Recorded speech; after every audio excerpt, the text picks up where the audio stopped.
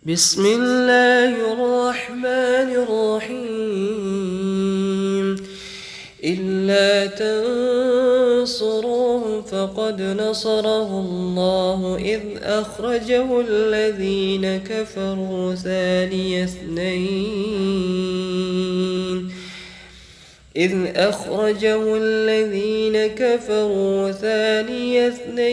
إذ هما في الغار إذ يقول لصاحبه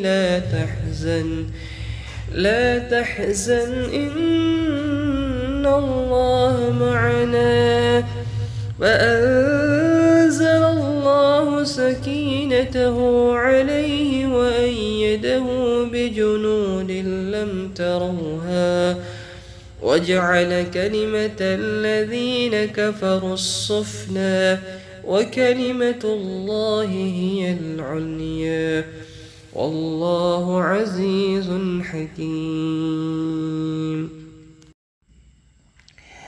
السلام عليكم ورحمة الله وبركاته. الحمد لله والصلاة والسلام على رسول الله وعلى آله وأصحابه ومن والاه. رب اشرح لي صدري ويسر لي أمري واحلل عقدة من لساني يفقه قولي. أما بعد. Ikhwani fillah rahimani wa rahimakumullah. Setiap kita pasti Allah akan menguji kita. Setiap kita pasti akan mendapatkan problem dalam hidup kita. Dan inilah yang terkadang menjadikan diri kita menjadi tidak tenang dalam hidup kita, menjadikan hidup kita menjadi gelisah, sehingga terkadang manusia mengalami yang namanya putus asa dalam hidupnya. Bahkan ada yang sampai mengakhiri hidupnya karena tidak sanggup, tidak tahu bagaimana mencari solusi yang Allah berikan kepadanya. Ikhwani fillah rahimakumullah. Kita harus yakin bahwa setiap apa yang Allah berikan, setiap permasalahan yang Allah titipkan kepada kita, itu pasti Allah sediakan solusi bagi kita. Dan kita harus yakin bahwa Allah tidak akan memberikan beban melebihi kesanggupan kita. La yukallifullahu nafsan illa wus'aha. Dan kita harus yakin bahwa fa inna ma'al usri yusra. Setiap ada kesusahan pasti ada kemudahan. Yang menjadi pertanyaannya adalah bagaimana cara kita menghadapi problem-problem dalam hidup kita agar kita menjadi pribadi yang tenang dan tidak gelisah, bahkan tidak panik. Setidaknya ada dua kunci agar kita menghadapi masalah, agar kita tetap tenang, tidak gelisah, dan tidak panik. Kunci yang pertama adalah bagaimana kita yakin bahwa Allah selalu bersama dengan kita. Mungkin pekerjaan bisa saja lari dari kita. Mungkin bisa jadi keluarga menjauhi kita, atau teman-teman kita menjauhi diri kita.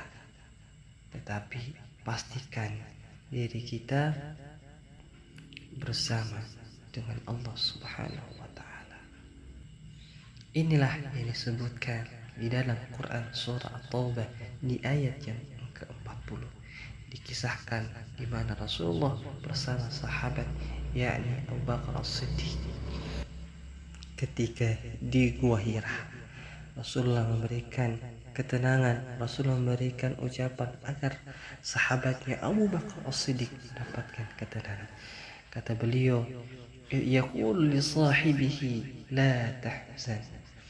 Ketika berkata kepada sahabatnya Abu Bakar, yaitu Rasulullah sallallahu alaihi wasallam, la tahzan, janganlah engkau bersedih. Innallaha ma'ana.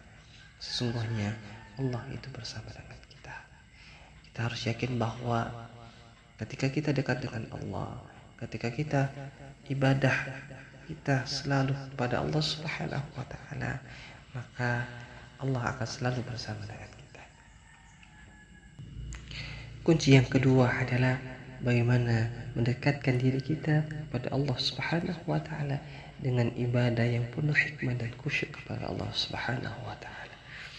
Ini kunci yang kedua agar kita mendapatkan ketenangan, kebahagiaan dan ketentraman dalam hidup kita, sehingga hidup kita tidak gelisah. Suatu ketika sahabat, yakni istri Rasulullah sallallahu alaihi wasallam, Sayyidah Aisyah radhiyallahu anha, ketika salat duha, bahkan beliau membaca satu ayat sampai berjam-jam, sampai bahkan 4 jam. Dikisahkan bahwa ketika sahabat lewat di depan rumah, Sayyidah Aisyah mendengar suara ketika sholat itu membaca satu ayat, famanallahu alaina